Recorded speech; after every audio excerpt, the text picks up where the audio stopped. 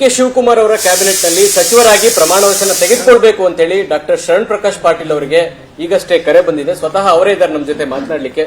ತಮಗೆ ಅಧಿಕೃತವಾಗಿ ಕರೆ ಬಂದಿದೆ, ಏನ್ ಹೇಳಿದ್ರು ಸರ್ ಡಿ ಕೆ ಶಿವಕುಮಾರ್? ಮೊನ್ನೆ ಡಿ ಕೆ ಶಿವಕುಮಾರ್ ಜಿ ಅವರು ನನಗೆ ಕರೆ ಮಾಡಿದ್ರು. ನಮ್ಮ ಸರ್ಕಾರದಲ್ಲಿ ಸಚಿವರಾಗಿ ಪ್ರಮಾಣ ವಚನ ಸ್ವೀಕಾರ ಮಾಡಬೇಕು ನನ್ನ ಜೊತೆ ಅಂತ ಕರೆ ಕೊಟ್ಟಿದ್ದಾರೆ. ಹಾಗಾಗಿ ನಾನು ಖುಷಿಯಿಂದ ಒಪ್ಕೊಂಡಿದ್ದೀನಿ. ಹಾಗಾಗಿ ಪ್ರಮಾಣ ವಚನ ಸ್ವೀಕಾರ ಮಾಡ್ತಾ ಇದ್ದೀನಿ. ನಿರೀಕ್ಷೆ ಇತ್ತ ಸರ್ ಈ ಎರಡನೇ ಟರ್ಮ್ ಅಂದ್ರೆ ಡಿ ಕೆ ಶಿವಕುಮಾರ್ ನೇತೃತ್ವದ ಕ್ಯಾಬಿನೆಟ್ ನಲ್ಲೂ ನಾನು ಇರ್ತೀನಿ ಅಂತ ನಿರೀಕ್ಷೆಗಳಿತ್ತ? ಇಲ್ಲ ನೋಡಿ, ಪಕ್ಷ ಏನು ತೀರ್ಮಾನ ಮಾಡ್ತದೆ ನಾವೆಲ್ಲರೂ ಬದ್ರಾಗಿದ್ದೀವಿ. ನಾವೆಲ್ಲ ಪಕ್ಷದ ಶಿಸ್ತಿನ ಸಿಪಾಯಿಗಳು. ಪಕ್ಷ ಏನೋ ಜವಾಬ್ದಾರಿ ಕೊಟ್ಟರು ಕೂಡ ಅದು ನಾವು ನಿಸ್ವಾರ್ಥ ಭಾವದಿಂದ ಮಾಡ್ತಕ್ಕಂಥದ್ದು ನಮ್ಮ ಒಂದು ಸ್ವಭಾವ ಇದೆ. ಹಾಗಾಗಿ ಪಕ್ಷ ತೀರ್ಮಾನ ಮಾಡಿದೆ. ಪಕ್ಷ ಯಾವತ್ತೂ ಕೂಡ ಪಕ್ಷದ ನಾಯಕರಾಗಿರ್ತಕ್ಕಂಥ ಮಲ್ಲಿಕಾರ್ಜುನ್ ಖರ್ಗೆ ಸಾಹೇಬರು, ರಾಹುಲ್ ಗಾಂಧೀಜಿಯವರು ಮತ್ತು ಡಿ ಕೆ ಶಿವಕುಮಾರ್ ಅವರು, ಸಿದ್ದರಾಮಯ್ಯನವರು, ಸುರ್ಜೇವಾಲಾಜಿ ಅವರು, ವೇಣುಗೋಪಾಲ್ ಅವರು ನನಗೆ ಅವಕಾಶ ಕೊಟ್ಟಿದ್ದಾರೆ ಈ ಸರ್ಕಾರದಲ್ಲಿ ಕೆಲಸ ಮಾಡೋದಕ್ಕೆ. ಹಿಂದಿನ ಸರ್ಕಾರದಲ್ಲೂ ಕೂಡ ನನಗೆ 8 ವರ್ಷ ಸಚಿವನಾಗಿ ಕೆಲಸ ಮಾಡ್ತಕ್ಕಂಥ ಅವಕಾಶ ಕೊಟ್ಟಿದ್ದಾರೆ. ಪಕ್ಷ ಮತ್ತು ಪಕ್ಷದ ವರಿಷ್ಠರಿಗೆ ನಾನು ಯಾವತ್ತೂ ಅಭಿನಂದನೆ ಸಲ್ಲಿಸ್ತೀನಿ. ಪಕ್ಷ ಮತ್ತೊಮ್ಮೆ ಅವಕಾಶ ಮಾಡಿಕೊಟ್ಟಿದೆ ಅಂದ್ರೆ ಏನ್ ಕಾರಣ ಸರ್? ಶರಣ್ ಪ್ರಕಾಶ್ ಪಾಟೀಲ್ ಅವರು ಯಾವುದು ವಿವಾದ ಮಾಡ್ಕೊಳ್ಳಿಲ್ಲ, ಕ್ಲೀನ್ ಅಡ್ಮಿನಿಸ್ಟ್ರೇಷನ್ ಮಾಡಿದ್ದಾರೆ ಅನ್ನೋ ಕಾರಣಕ್ಕಾಗೋ ಅಥವಾ ಯಾವ ಕಾರಣಕ್ಕಾಗಿ ಅದು ನನಗೆ ಗೊತ್ತಿಲ್ಲ. ಅದು ಪಕ್ಷದ ನಾಯಕರೇ ಹೇಳಬೇಕು. ಬಟ್ ಯಾವಾಗಲೂ ಕೂಡ ಅವರು ಪ್ರೀತಿಯನ್ನು ತೋರಿಸಿದ್ದಾರೆ, ನನ್ನ ಮೇಲೆ ವಿಶ್ವಾಸವನ್ನು ತೋರಿಸಿದ್ದಾರೆ. ಅದಕ್ಕೆ ಯಾವತ್ತೂ ಕೂಡ ನಾನು ಋಣಿಯಾಗಿರ್ತೀನಿ. ನಾನು ಪಕ್ಷ ನಿಷ್ಠೆ ಯಾವತ್ತೂ ಕೂಡ 100% ಇದೆ. ಹಾಗಾಗಿ ಪಕ್ಷ ಮತ್ತು ನಮ್ಮ ಸಾರ್ವಜನಿಕ ಹಿತಾಸಕ್ತಿಯಿಂದ ಕೆಲಸ ಮಾಡ್ತಕ್ಕಂಥದ್ದು ನನ್ನ ಕರ್ತವ್ಯ ಅಂತ ಯಾವತ್ತೂ ಕೂಡ ನಾನು ಭಾವಿಸಿದ್ದೀನಿ. ಅದೇ ನಿಟ್ಟಿನಲ್ಲಿ ಈ ಪಕ್ಷ ಕೊಟ್ಟಿರ್ತಕ್ಕಂಥ ಅವಕಾಶ, ಪಕ್ಷದ ನಾಯಕರು ಕೊಟ್ಟಿರ್ತಕ್ಕಂಥ ಅವಕಾಶವನ್ನು ಇವತ್ತು ಈ ರಾಜ್ಯದ ಜನರ ಸೇವೆ ಪ್ರಾಮಾಣಿಕತೆಯಿಂದ ನಿಸ್ವಾರ್ಥ ಭಾವದಿಂದ ಮಾಡ್ತಕ್ಕಂಥ ಪ್ರಾಮಾಣಿಕ ಪ್ರಯತ್ನ ನಾನು ಮಾಡ್ತೀನಿ. ಓಕೆ, ವೈದ್ಯಕೀಯ ಶಿಕ್ಷಣ ಸಚಿವರಾಗಿದ್ದೀರಿ ಸರ್. ಈಗ ಅದೇ ಖಾತೆಯಲ್ಲಿ ಮುಂದುವರಿಯುವಂತ ಬಯಕೆ ಇದೆಯಾ ಅಥವಾ ಏನಾದರೂ ಚೇಂಜಸ್ ಬಯಸ್ತಾ ಇದ್ದೀರಾ, ಹೇಗೆ ಸರ್? ಇಲ್ಲ, ನಾನು ಖಾತೆಗಳ ಬಗ್ಗೆ ಏನು ನಮ್ಮ ನಾಯಕರಿಗೆ ಬೇಡಿಕೆ ಇಟ್ಟಿಲ್ಲ. ಅವ್ರು ಯಾವುದೇ ಖಾತೆ ಕೊಟ್ಟರು ಕೂಡ ಅದನ್ನು ಮಾಡ್ತಕ್ಕಂಥದ್ದು ನಾನು ಮಾಡ್ತೀನಿ. ಯಾಕಂದರೆ ನಿಸ್ವಾರ್ಥ ಭಾವದಿಂದ ಸೇವೆ ಮಾಡುವಾಗ ಯಾವ ಖಾತೆ ಕೊಟ್ಟರೆ ಎಲ್ಲ ಒಂದೇ ಅಂತಕ್ಕಂಥದ್ದು ನನ್ನ ಭಾವನೆ. ಅಲ್ಲ, ಈಗ 3 ವರ್ಷ ಕೆಲಸ ಮಾಡಿರೋದ್ರಿಂದಾಗಿ ಒಂದು ಗ್ರಿಪ್ ಇದೆ ಮತ್ತು ಇನ್ನೆರಡು ವರ್ಷಕ್ಕೆ ಇನ್ನೂ ಅದ್ರಲ್ಲಿ ನೀವು ಇನ್ನೂ ಏನೋ ಮಹತ್ವಾಕಾಂಕ್ಷೆಗಳಿತ್ತು, ಏನೋ ಈಡೇರಿಸಬೇಕಾಗಿತ್ತು, ಆ ಥರದ್ದೆಲ್ಲ ಇದೆಯಾ ಸರ್? ಈಗಾಗಲೇ ನಾನು 8 ವರ್ಷ ವೈದ್ಯಕೀಯ ಶಿಕ್ಷಣ ಸಚಿವನಾಗಿ ಕೆಲಸ ಮಾಡಿದ್ದೀನಿ. ಹಿಂದೆ 5 ವರ್ಷನೂ ಕೂಡ ಮಾಡಿದ್ದೆ. ಮತ್ತು ಈ ಸಾರಿ ನನಗೆ ವೈದ್ಯಕೀಯ ಶಿಕ್ಷಣ ಜೊತೆ ಕೌಶಲ್ಯಾಭಿವೃದ್ಧಿ ಖಾತೆನೂ ಕೂಡ ಅಡಿಷನಲ್ ಆಗಿ ಕೊಟ್ಟಿದ್ರು.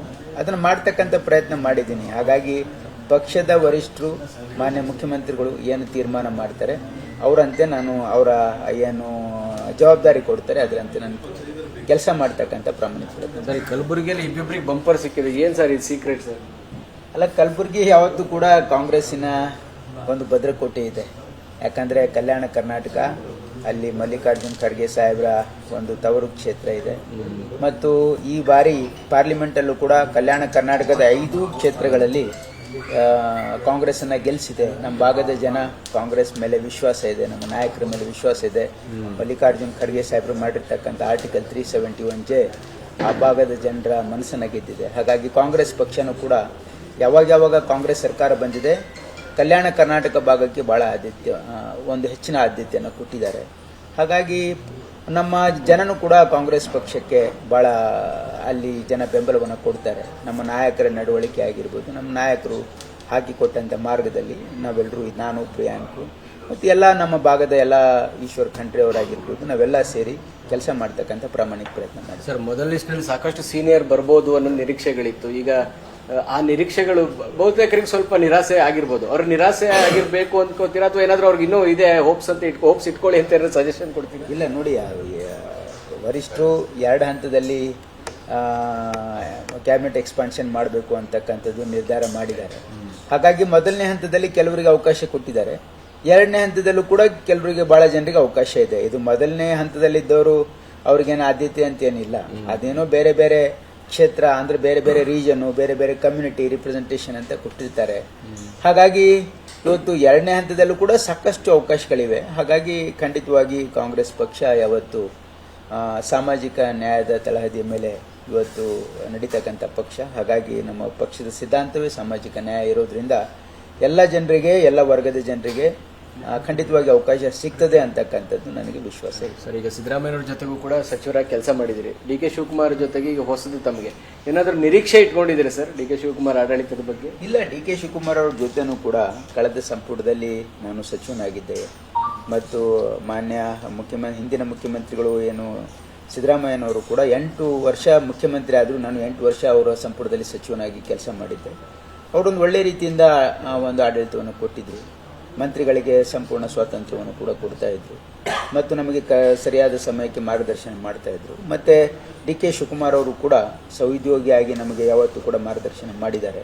ಪಕ್ಷದ ಅಧ್ಯಕ್ಷರಾಗಿ ಇವತ್ತು ಪಕ್ಷ ಸಂಘಟನೆ ಮಾಡಿದ್ದಾರೆ ಮತ್ತು ಅವರಿಗೆ ತಮ್ಮದೇ ಆಗಿರ್ತಕ್ಕಂಥ ಕನಸುಗಳಿವೆ. ಕರ್ನಾಟಕದ ಅಭಿವೃದ್ಧಿಯ ಬಗ್ಗೆ ಅವರಿಗೆ ಭಾಳ ಆಸಕ್ತಿ ಇದೆ. ಹಾಗಾಗಿ ಖಂಡಿತವಾಗಿ ಇವು ಸರ್ಕಾರದಲ್ಲಿ ಡಿ ಕೆ ಶಿವಕುಮಾರ್ಜಿ ಅವರ ಸರ್ಕಾರದಲ್ಲೂ ಕೂಡ ನಮ್ಮ ಸರ್ಕಾರ ಸಾರ್ವಜನಿಕ ಹಿತಾಸಕ್ತಿಯಿಂದ ಕೆಲಸ ಮಾಡಬೇಕು ಅಂತಕ್ಕಂಥದ್ದು ನಮ್ಮ ಒಂದು ಉತ್ಸಾಹ ಇದೆ. Yes sir, thank you sir.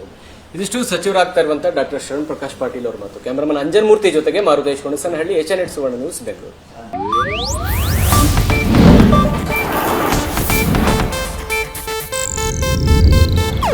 ಇದು ಏಷ್ಯಾನೆಟ್ ನ್ಯೂಸ್ ನೆಟ್ವರ್ಕ್ ಪ್ರಸ್ತುತಿ.